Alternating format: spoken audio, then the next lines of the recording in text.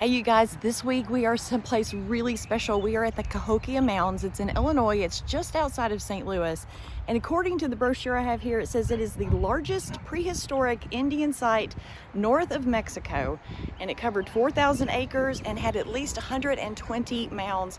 And the state of Illinois has preserved 80 of those, and we're gonna go check a few of them out. The first one we're gonna do here is Monk's Mound. That one is the biggest. It's humongous. So let's go check it out. Okay, so look, this is showing what this used to look like. So that is Monk's Mound, right there in front of us. Wow, it's kind of crazy. Around 700 AD, the late woodland Indians settled here at Cahokia. They lived in small villages along Cahokia Creek and the surrounding areas. They engaged in hunting, gathering plants, and cultivating crops. Around 1000 AD, the Mississippian culture emerged, leading to the development of highly structured communities with complex social and political systems. They grew crops like corn, squash, and seed-bearing plants, which, along with hunting, fishing, and gathering, provided a reliable food source that supported larger populations in permanent settlements. By 1050 AD, Cahokia had become a regional hub surrounded by farmsteads, villages, and satellite towns. Its pinnacle period was between 1050 and 1200 AD, during which it expanded across 6 square miles and housed a population of up to 20,000 people, making it the largest community north of Mexico. The city's layout spanned 40 acres and revolved around Monk's Mound, the central focal point. There were several smaller plazas where public gatherings and ceremonies took place. The largest was the Grand Plaza, which stretched out from Monk's Mound south and ends at a set of mounds called the Twin Mounds. Surrounding the Grand Plaza were well-organized neighborhoods comprising of single-family dwellings, and agricultural fields extended for miles around the city. That is Monk's Mound, and it is the largest prehistoric earthen construction in the Americas, and it contains an estimated 22 million cubic feet of earth, and the base covers more than 14 acres, and it rises to a height of 100 feet. And a massive building once stood on the summit where a principal chief would live and conduct ceremonies and govern. Okay, here's a little sign. This is all about Monk's Mound. Monk's Mound was named for French Trappist monks who lived on a nearby mound from 1809 to 1813 and farmed the terraces. Oh wow, so they probably destroyed a lot of it. And there's a sidewalk and oh my goodness, 156 stairs to the top. 4 terraces. It's supposed to have had 4 terraces, and I think a lot of it's been farmed, so like those monks farmed. And then I do believe that there was a couple other people who owned this land before the state got a hold of it. And they did some farming too. Kind of jacked this hill up. Kind of jacked the mound up. Okay, so you can see right there the south ramp, which is, I think, right there what we're gonna go up. I could be wrong, but we'll see. And then the first terrace, the second terrace, the third terrace, and then the 4th terrace. And then there was a residence for the chief where they did all the governing. This is excavation map of the last temple on the 4th terrace with courtyard fence and large post. So that was around 1150 AD. Wow. Cool. All right. Oh, look, there's the chief, paramount chief, and his attendants greet the rising sun from the top of Monk's Mound. Okay. So there's Monk's Mound, and this is this grand plaza. And you can see there's a mound there, there's a mound there, there's one right there, there, there's one there, there, and then they just keep going and keep going. Kind of amazing. If you guys are new here, I'm Julian, and I go to historic sites to see what they can teach us about history, and all the information that I'm giving you today comes from either the brochure or from the trail markers found throughout the site. Normally, I'm checking out sites in Kansas and Missouri, but for the next couple of videos, we are going to explore some historic sites in Illinois. So if you like exploring, don't forget to subscribe. But for now, let's go check out Monk's Mound. Those guys are trying to run all the way up to the top without stopping. Good luck. Better them than me. Oh my goodness. Well, hello, puppy. Wow, look at this up here.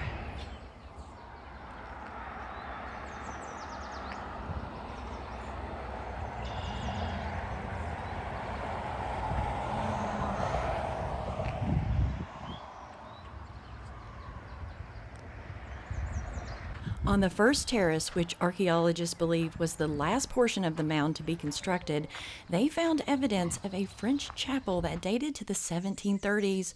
On the east side of the terrace, they discovered what they called the Birdman tablet. The front side of this engraved sandstone tablet depicts a man in a falcon dancer outfit with a beaked mask and a wing. The reverse side has crossed-hatched diamond patterns representing a snake. This one looks much steeper than the other one. You can do it!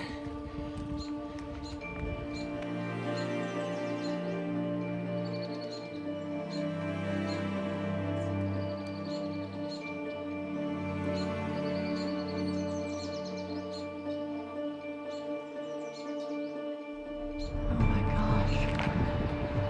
Amazing. So this is that central plaza right through there. Oh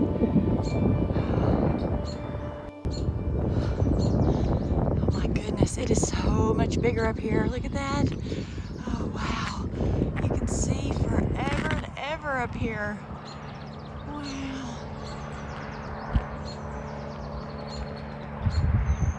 Oh, there's St. Louis. There's downtown St. Louis with the arch. Wonderful. I figured you could see it from up here. Because we're not that far from St. Louis. Like I said, it's just right there. Right down there. Hopefully you can see it. That's Woodhenge. So we're definitely going to go and see that. That was an astronomical, is that how you say it? Astronomical observatory. We're going to go see that. We've already seen one on this channel up in Kansas City that they found, North Kansas City. That was kind of cool. But this one's pretty big and pretty amazing.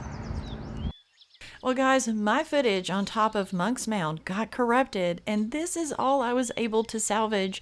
And there's really not much to see up here. There were a couple of signs pointing out the locations of some temples, but this area up here would have been incredibly sacred, and very few citizens would have been allowed on top of Monk's Mound. Yeah, so it's right here, and you can, I mean, it's still kind of visible. This is the third terrace right here. Here, I'll swing around here, or the fourth terrace. You can kind of see it because it goes like kind of flat right there, and then it kind of juts up. And so this is the fourth terrace that goes around there. All right, so I'm going to head back down these stairs, and then we're going to hit a trail that's going to take us to some more mounds. All right, what we're coming up on right now is what they call the Stockade. So the central ceremonial precinct of Cahokia was enclosed by this defensive wall, and it was built of upright logs placed in 4 to 5 foot deep trenches, and it probably stood about 10 to 15 feet high. This wall was nearly 2 miles long, and it contained an estimated 15,000 to 20,000 logs. There were also guard towers with raised platforms for warriors to protect the settlement. Those living inside the sacred precinct were somehow different from those living outside. They were possibly related to the ruling elite. However, it is likely that all citizens would be allowed inside for festivals and ceremonies, or to help defend if needed. It's not known if the enemies were local or from distant areas, or if the site was ever attacked. Okay, so we're right here, and there's Monk's Mound, which is right here. And look at all those mounds. There's a ton. Okay, and this is part of that palisade. And you can see some of it is wooden, and then that's got some rendering on it. Show what it would have looked like with some rendering when it was finished. And there's a big old wasp. Oh my God, we don't like wasps. We hate them. Actually, you know what? That looks like a big old wasp nest. I don't like it. So this might be like a guard tower, because they did have guard towers throughout to protect. So we'll see. Yep, it does look like a little room. I just hope there's no wasps in here. Yeah, so this probably would have been like where the guard was stationed. I don't know if you can hear it, but right over there is the interstate, or a interstate. Okay. Cahokia really is kind of an amazing place. I hope that you're enjoying yourself. If you are, please consider hitting that like button. It will do me a great service. I'll appreciate it, and it'll make YouTube push this video out to others, and other people can see this amazing site. Mississippian buildings were of pole and thatched construction.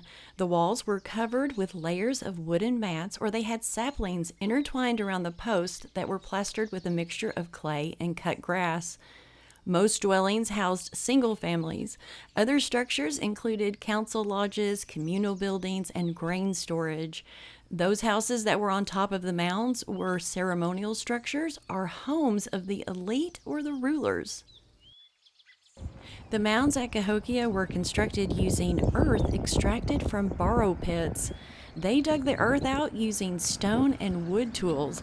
Then the earth was transported in baskets carried on people's backs. It's estimated that more than 50 million cubic feet of earth was moved exclusively for the mound constructions. The holes left from the extraction filled with water, creating these ponds and swampy areas. Okay, just to get you acclimated to where we are, that is Monk's Mound, and we have made our way over here, and we're gonna go check out this mound over here.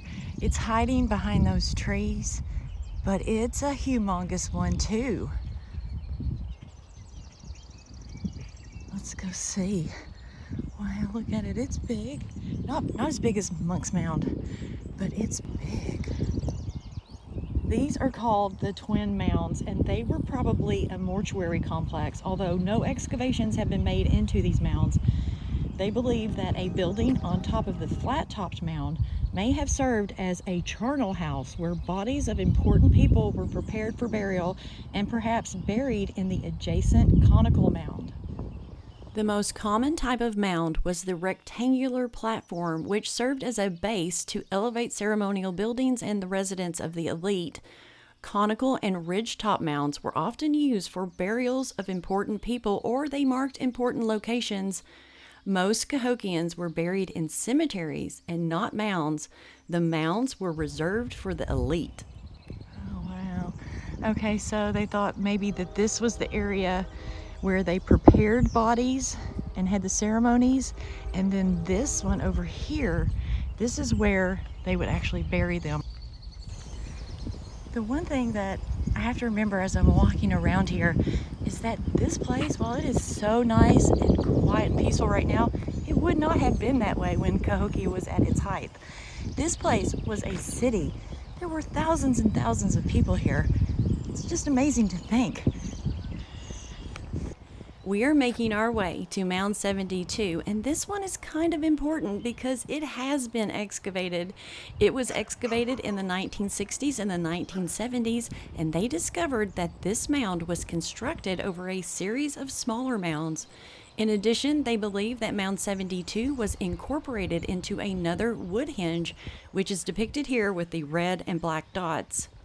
Portions of all three mounds have been excavated, and the first mound contained a burial of an important individual who was laid out on a bed of shell beads in the shape of a bird. The mound also contained several other burials that seem to have been sacrificial offerings along with other grave goods.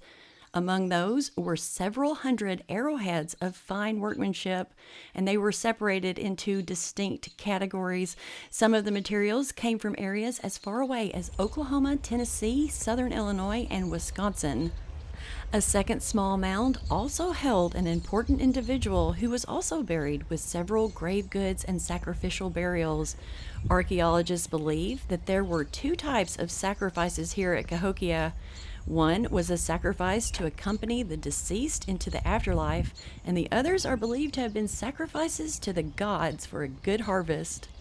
This is also the area where archaeologists found evidence of a charnel house. That is the building in which the deceased is prepared for burial. A third mound was constructed between the first two mounds and was built over a large burial pit containing over 53 young women ages 15 to 30, and they were all laid out in neat rows. Evidence suggests that they were strangled or their throats were slashed at the edge of this mass grave. Archaeologists also found the remains of 4 males with their heads and hands removed. It's believed that these men were sacrificed to the gods. In another pit, they discovered 39 men and women who had serious fractures and had been shot with arrow points, and some had even been decapitated. All in all, they found nearly 300 bodies in Mound 72. You know, looking at that, there are probably human remains in there with a lot of artifacts, and that's just crazy to think. Okay, so this is the Grand Plaza. You can see it ends right here on the southern side with one of the twin mounds. And there is Monk's Mound. That was fun, going up all those steps. All right, so this marker, it talks about the Grand Plaza. And you can see Monk's Mound, and then you can see the twin mounds that we were at. And it looks like right over here, this one, that is Mound 56. So this marker says the heart of Cahokia was the Grand Plaza, situated between Monk's Mound and the twin mounds. Archaeological testing has confirmed that the plaza was, in part, artificially created by filling in low areas and reducing high points to create a flat, prepared surface. It was here that public gatherings, markets, and festivals would take place, and the chief would address the assembled masses from Monk's Mound. Wow, look at that. So we've got Monk's Mound right there, and then these are the twin mounds. This is a view of central Cahokia, and we are looking north between the twin mounds across the Grand Plaza to Monk's Mound. And in the plaza is a chunky field. The game of chunky was apparently very popular at Cahokia. Many chunky stones have been found here. The game was played by 2 men. One would roll the stone, then both would throw lances or markers at where they thought the chunky would stop rolling. Okay, so this is Woodhenge, and they've recreated it obviously because the wood didn't survive, but you can see how absolutely massive it is.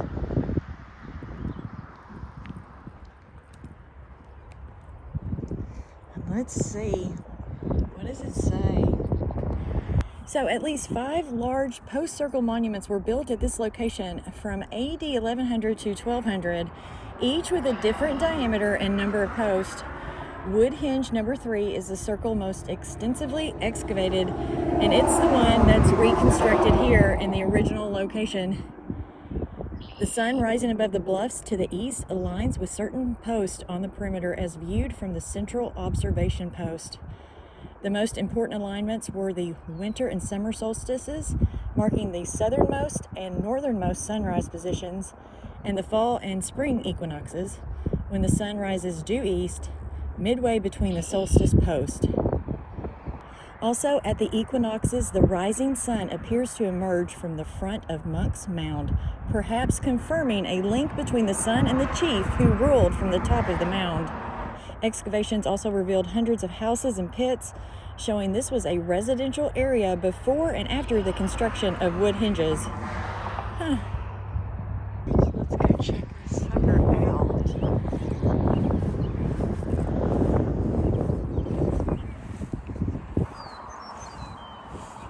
This sucker is so big, I gotta put it on wide view. Holy Toledo. The one that we went to that's in North Kansas City, it was also built by the Mississippians, but it was like a tenth of this size. It was so tiny.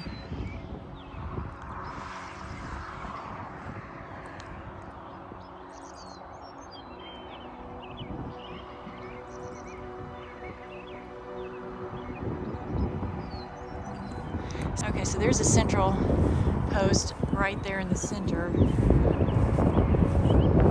And these have markings on them, so I don't know if these are the posts that they're supposed to rise. The sun is supposed to rise and set because they're kind of marked. This one over here definitely has a mark on it.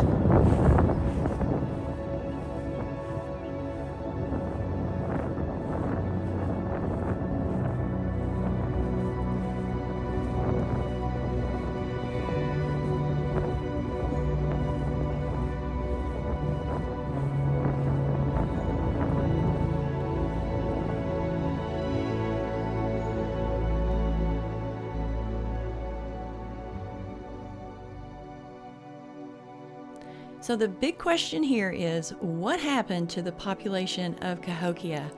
Where did they all go? According to the brochure, by 1200 the population began to decline. By the mid-1300s, Cahokia was essentially abandoned. Experts believe that there was a myriad of reasons behind Cahokia's decline, and it sounds eerily similar to what we're experiencing right now. Depletion of resources, climate change, extended droughts, changes to political and economic power, and diseases were all likely factors to its demise. Where the Cahokians went or what tribes they became remain unanswered questions. Although the site was named after the Cahokia tribe of the Illinois Confederacy, they did not build the mounds, and they were late arrivals to this area during the 1600s. By the early 1800s, this area was settled by Europeans, and many of the farmers built their homes on top of these mounds and farmed the surrounding areas. The Cahokia Mounds was first protected by the state of Illinois in 1923. It's now a National Historic Landmark and is also one of 24 UNESCO World Heritage Sites within the United States. All right, well, thank you guys for joining me today at the Cahokia Mounds. I hope you enjoyed yourself. I had an absolute ball, and we are not finished with our little adventure. I'm about ready to go down the Great River Road and go visit some forts. So tune in next week so you can see that. Bye now.